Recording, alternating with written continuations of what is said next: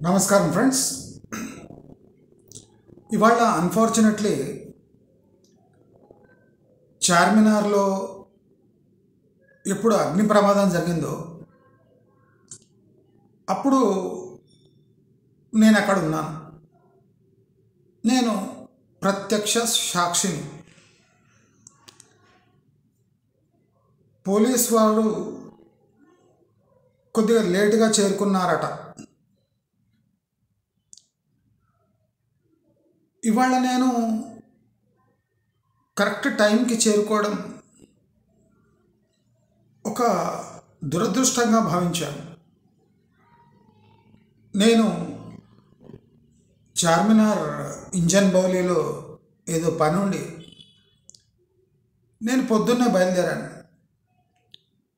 నేను బయలుదేరి చార్మినార్ వైపు వెళుతుంటేనే ఈ ఫైర్ ఇంజన్ శబ్దాలు, అంబులెన్స్ శబ్దాలు వినిపిస్తూనే ఉన్నాయి. కానీ ఆశ్చర్యకరమైన ఒక విషయం చెప్తా. చార్మినార్కి ఒక 300-400 మీటర్ల దూరం వరకు అంత పెద్ద ఘటన జరిగిపోయినట్టు అక్కడ కండిషన్స్ లేనే లేవు. అంటే చార్మినార్కి ఒక 300-400 మీటర్స్ వరకు అక్కడ ఏదో ప్రమాదం జరిగింది అని తెలిసే ఏ సూచన లేదు. ఇది ఆశ్చర్యకరం. అయితే ఈ ఆశ్చర్యం వెనుక అక్కడ చనిపోయిన వాళ్ళు హిందువులు, పర్ల్ బిజినెస్ చేసేవాళ్ళు. అక్కడ కార్పొరేటర్లు లేరు. పోలీసు వారు, ఎన్డీఆర్ఏ సిబ్బంది ఉన్నారు. కొసమెరిపేమంటే చుట్టుముట్టు ఉన్న కొంతమంది ముస్లిం యువకులు ఆ అంటుకున్న బిల్డింగ్లో, ఫైర్ మిషాప్ అయిన బిల్డింగ్లో ఫస్ట్ ఫ్లోర్కి నిచ్చెన వేసుకొని ఎక్కుతున్నారు. చనిపోయిన వాళ్ళంతా హిందువులు కాబట్టి అక్కడ పొలిటికల్ ఏ గొడవ లేదు. పోలీసులు, ఎన్డీఆర్ఐ సిబ్బంది, మీడియా సిబ్బంది తప్ప అక్కడ గుంపులు గుంపులుగా ఎవరూ రాలేదు.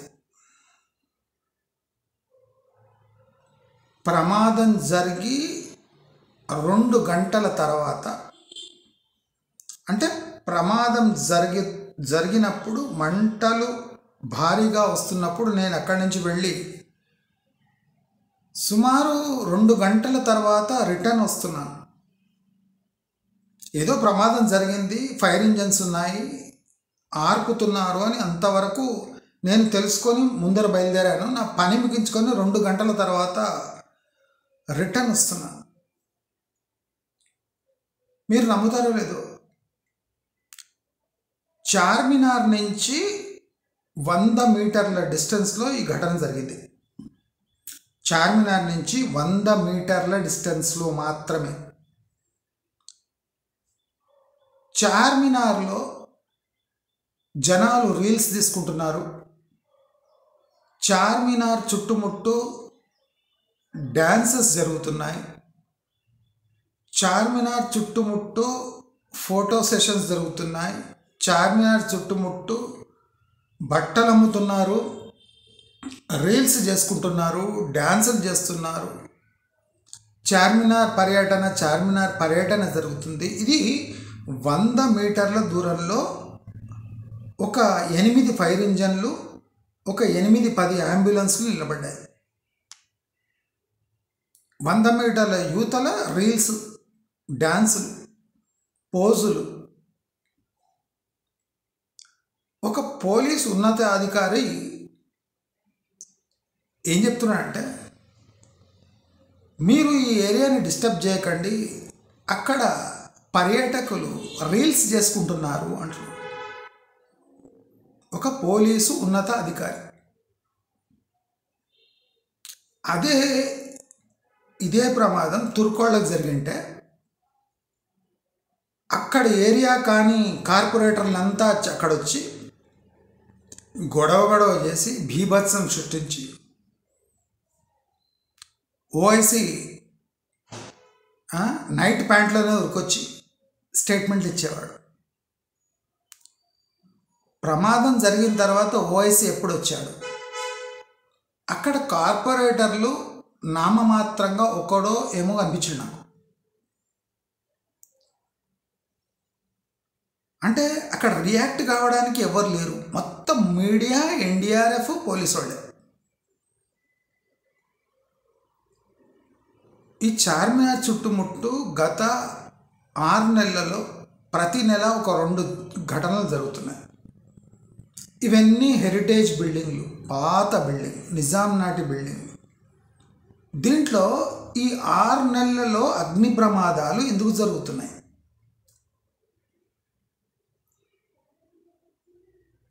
ఇంకో ఆశ్చర్యకరమైన సంఘటన చెప్తాం. ఈ ప్రమాదం జరిగిన 200 మీటర్ల దూరంలో అక్కడి నుంచి చూస్తుంటేనే ప్రిన్సెస్ ఎస్రా ఓవైసీ హాస్పిటల్స్ ఉన్నాయి. ఒక్క అంబులెన్స్ కూడా 200 మీటర్ల దూరం ఉన్న ఓవైసీ హాస్పిటల్లో ఒక్క అంబులెన్స్ కూడా చేరుకోలేదు. 200 మీటర్స్ ఇక్కడి నుంచి అక్కడ చూస్తే కనిపిస్తుంది ఓవైసీ హాస్పిటల్. ప్రిన్సెస్ ఎస్రా అని ఈ మస్జిద్ ముందు ఉంటుంది, జామా మస్జిద్ ముందు ఉంటుంది. అంటే అంత దగ్గర నడుచుకుంటూ పోతే బాడీస్ని తీసుకొని నడుచుకుంటూ వెళ్ళిపోవచ్చు.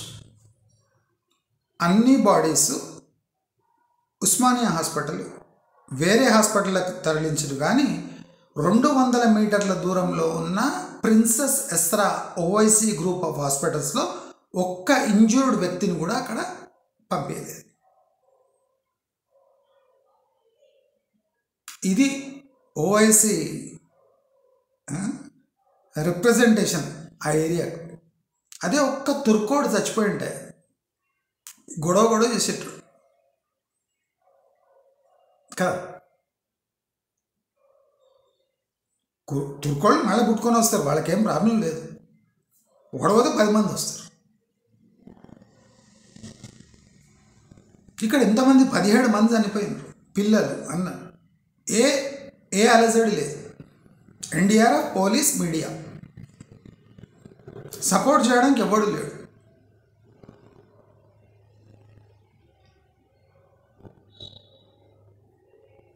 ఇది పరిస్థితి. ఇది ఇలా ఉంటే అమెరికా మన భారతదేశంపై తన వైఖరి ఎందుకు మార్చుకుంది? మీరు గమనిస్తే డొనాల్డ్ ట్రంప్ గెలుపులో నరేంద్ర మోదీ పాత్ర చాలా ఉంది. మరి ట్రంప్ గెలిచినాక భారత్పై కసి ఎందుకు తీర్చుకుంటున్నాడు? మనం ఇప్పుడు వరల్డ్ ఆర్డర్లో చూస్తే రష్యా యుక్రెయిన్పై యుద్ధం చేసేటప్పుడు భారత్ తీసుకున్న స్టాండ్, వైఖరి, దానిపై ఆగ్రహ జ్వాలలు ఇప్పుడు రగులుతున్నాయి అమెరికాలో. అంటే ఒక డెమోక్రటిక్ కంట్రీ తన రైట్స్ కోసం రష్యా లాంటి దేశాల దగ్గర నుంచి పెట్రోల్, డీజిల్ బై చేస్తే, క్రూడ్ బై చేస్తే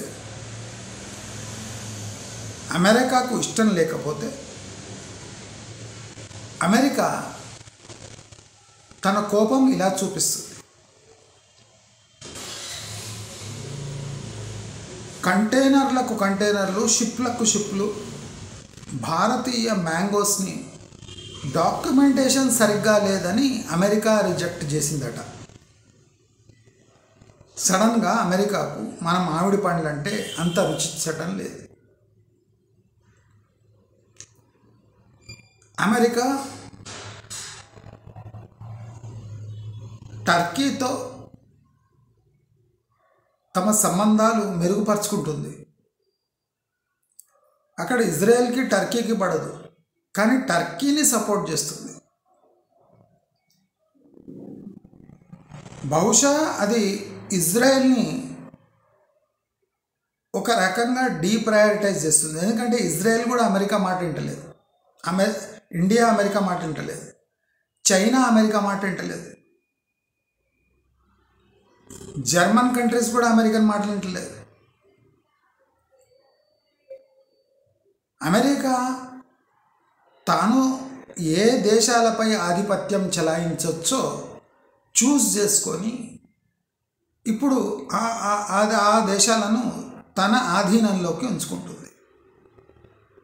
సడన్ అరబ్ దేశాలపై ప్రేమ ఎందుకు కురిపిస్తుంది అంటే అరబ్ ఆయిల్ సెక్యూరిటీ కనుక.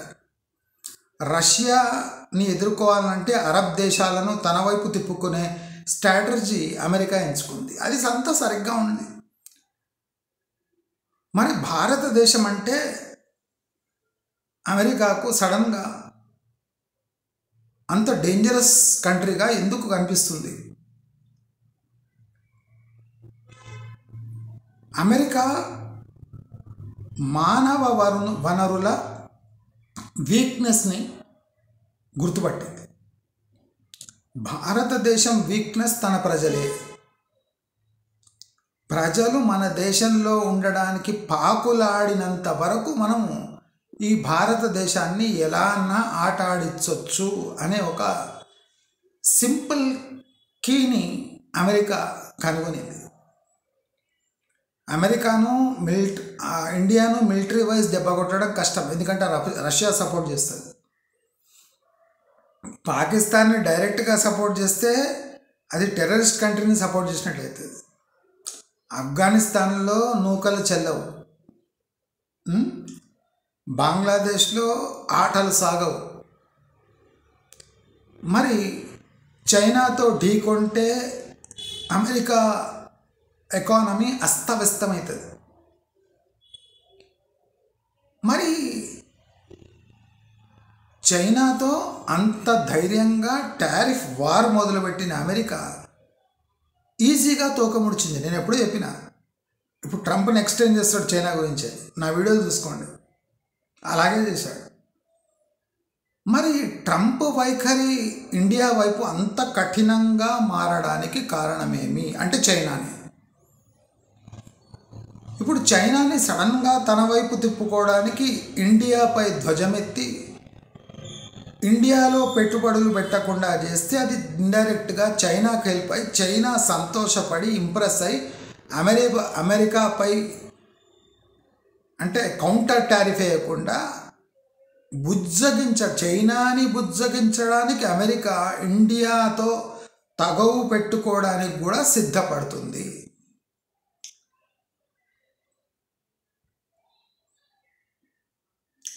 ఈ ధైర్యానికి మన ఎన్ఆర్ఐలు ఇక్కడి నుంచి వీసా కోసం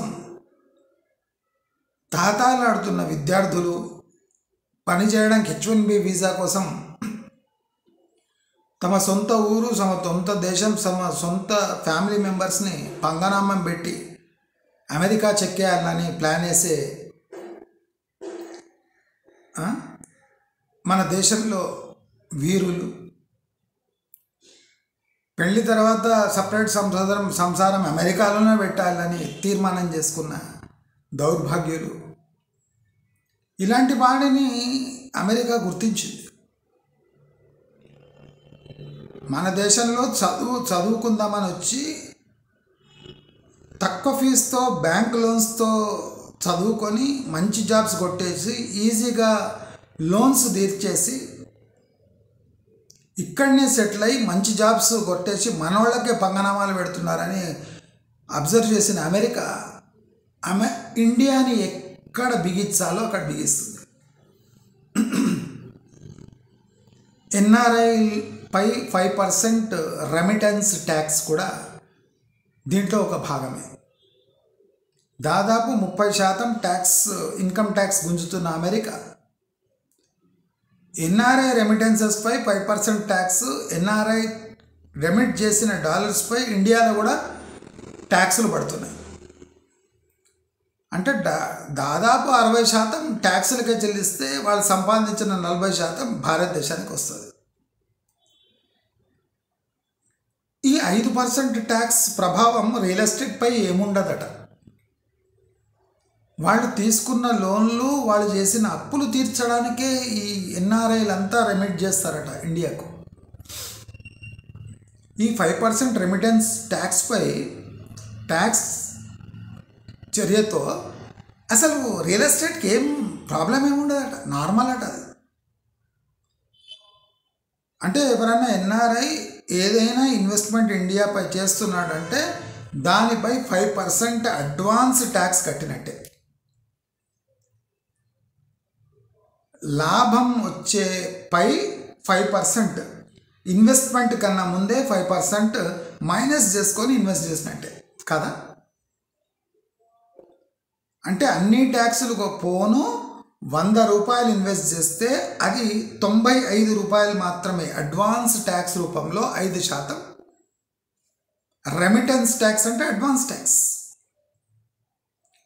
మీ భారతదేశపు మీ ఖాతాలో పడే కన్నా ముందే 5% అదనంగా అమెరికా దేశం మన పౌరుల దగ్గర గుంజేస్తుంది. నీ 100 రూపాయల పెట్టుబడి కాస్త 95 అవుతుంది. దీనివల్ల ఏం ప్రభావం పడదట. పెట్టుబడుల కోసం ఎన్ఆర్ఐలు డబ్బులు పంపిస్తలేరట. ఎన్ఆర్ఐలు పంపించే డబ్బు ఓన్లీ 10% రియల్ ఎస్టేట్లో పడుతుందట. మిగతా 90% మొత్తం అప్పులు తీర్చడంలోనేట. ఎవరో మొన్న పేరెంటం పిలిచి అమెరికా గవర్నమెంట్ మన ఇండియన్స్ని పేరెంటం పిలిచి చెప్పినట, మీరు పంపించే డబ్బు 10% రియల్ ఎస్టేట్లో పోతుంది, మిగతా 90% అప్పులు తీర్చడానికే ఎన్ఆర్ఐలు తాతాలాడుతున్నట. కంపెనీలలో పోతున్నాయట డబ్బులు, ఎన్ఆర్ఐ డబ్బులు. స్టాక్ మార్కెట్లో పోతున్నాయి. రియల్ ఎస్టేట్లో అసలు హార్డ్లీ 10% వస్తున్నాయట. అందుకోసం రియల్ ఎస్టేట్ ఏం ఎఫెక్ట్ కాదట. ఎన్ఆర్ఐపై 5% రెమిటెన్స్ ట్యాక్స్ అంటే పెట్టుబడులు పెట్టే కన్నా ముందే 5% దానిపై ట్యాక్స్ వసూలు చేయడం అన్నట్టు. 100కు 95%, 95 రూపాయలే మీరు పెట్టుబడి కట్టాలి. 5% నీకు ప్రాఫిట్ రాకముందే అమెరికా గవర్నమెంట్ గుంజేసుకుంటుంది నీ పైసా. దీనివల్ల రియల్ ఎస్టేట్ ఏం ఎఫెక్ట్ కాదు. ఎన్ఆర్ఐలు పెట్టుబడి పెడుతుండ్రా హైదరాబాద్లో? పెడతలేరు. ఎన్ఆర్ఐలు పెడతారా? ఫ్లాట్లు కొంటారా వెస్ట్ హైదరాబాద్? కొంటలేరు. కొనరు, ఇప్పటివరకు కొనలే వాళ్ళు. మొత్తం అప్పులు తీర్చడానికి. మొత్తం బేగం బజార్, చార్మినార్, ఇక్కడ వడ్డీ వ్యాపారాలు ఉన్నాయి కదా, మొత్తం రెమిటెన్సెస్ అంతా మొత్తం వడ్డీ చెల్లించడానికి పోతుందట. అసలు ఎన్ఆర్ఐలు హైదరాబాద్ రియల్ ఎస్టేట్లో పెట్టుబడి పెడతలేరట. మీకు తెలియదు, పాడు చేయదు. సడన్గా 5% రెమిటెన్స్ ట్యాక్స్ పెట్టంగానే రియల్ ఎస్టేట్పై 0 ప్రభావం. మీరేమనుకుంటున్నారు? ఎన్ఆర్ఐలు, అమెరికన్ ఎన్ఆర్ఐలు ఇక్కడ పెట్టుబడి పెడతారనుకుంటున్నారా? వెస్ట్ హైదరాబాద్లో ఎందుకు పెరిగినాయి రేట్లు? లోకల్ కమ్యూనిటీ వాళ్ళు, లోకల్ పీపుల్ కొన్నారు, దానివల్ల భయంకరంగా పెరిగినాయి. ఎన్ఆర్ఐ వాడు అమెరికాలో ఉండేటోడు వచ్చి ఇక్కడ ఫ్లాట్లు కొంటాడా? బ్రెయిన్ లేదు, పాడలేదు. రియల్ ఎస్టేట్లో అడగండి. ఇప్పుడు రెమిటెన్స్పై 5% ట్యాక్స్ ఎన్ఆర్ఐలపై విధిస్తే రియల్ ఎస్టేట్పై ప్రభావం ఉంటుందంటే రియల్ ఎస్టేట్ ఏమి, ఎన్ఆర్ఐలు ఏమి, ఎంత దూరం ఉంటారు ఎన్ఆర్ఐలు? 7 సంవత్సరం దాటి ఉన్న ఎన్ఆర్ఐలు ఇక్కడనే ఫ్లాట్లు కొంటారు. విచిత్రంగా మాట్లాడుతున్నారు అంతా, కొత్తగా చెప్తున్నారు ఏందో.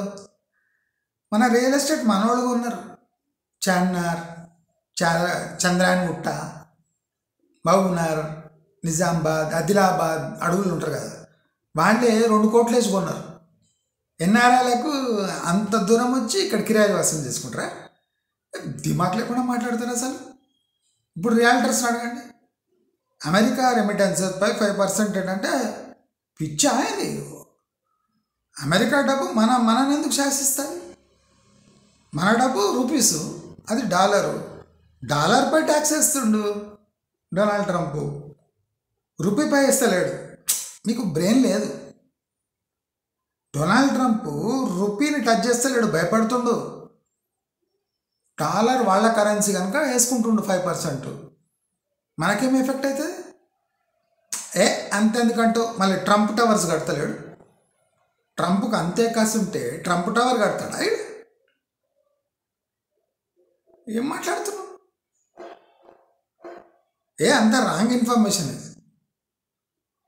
రియల్ ఎస్టేట్కి అస్సలు ఎఫెక్ట్ కాదు తెలుసా. ఇది మన తీరు, మేకపోతు గాంభీర్యం.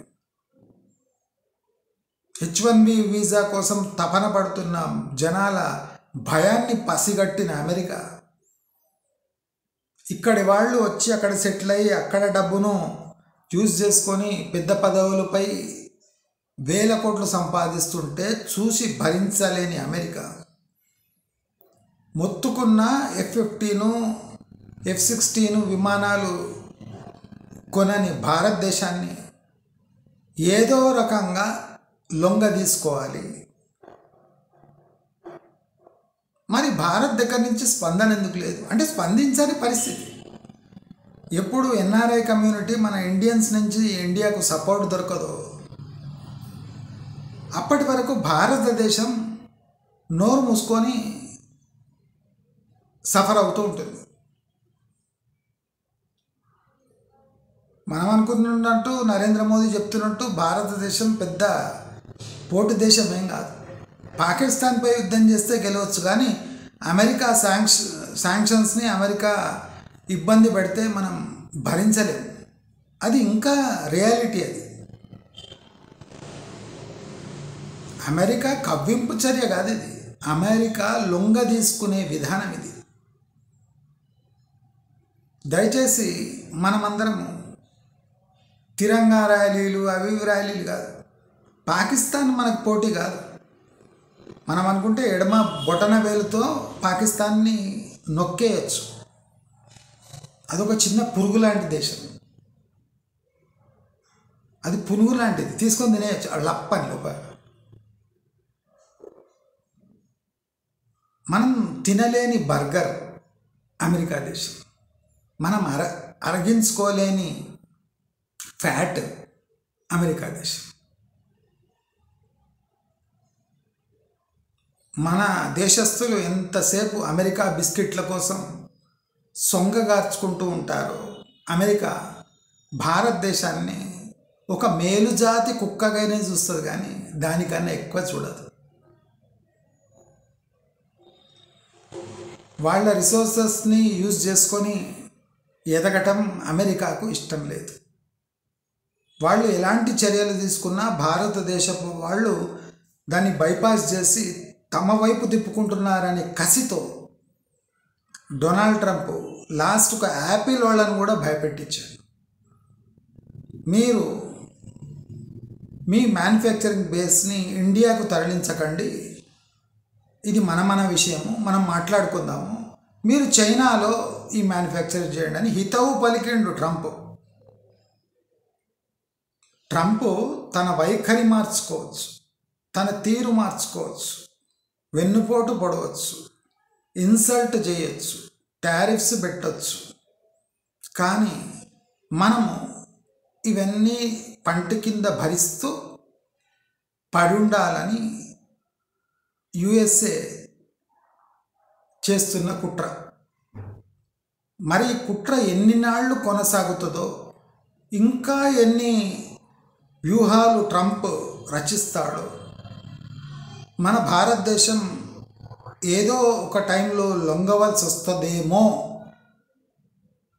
అంటే ఎన్ఆర్ఐల కోసం, ప్రజల కోసం, ప్రజల ఒత్తిడితో భారతదేశం బహుశా వంగుతుందేమో అనే అనుమానంతో మీ అభిప్రాయం ఈ వీడియోపై తప్పకుండా తెలియజేస్తా. నేను ఇవాళ చార్మినార్లో చూసిన ఘటన నన్ను బాగా కలిసివేసింది. అసలు హిందువుల ప్రాణాలకు మన సిటీలో, అది ఓల్డ్ సిటీలో విలువ కండ్లారా చూసి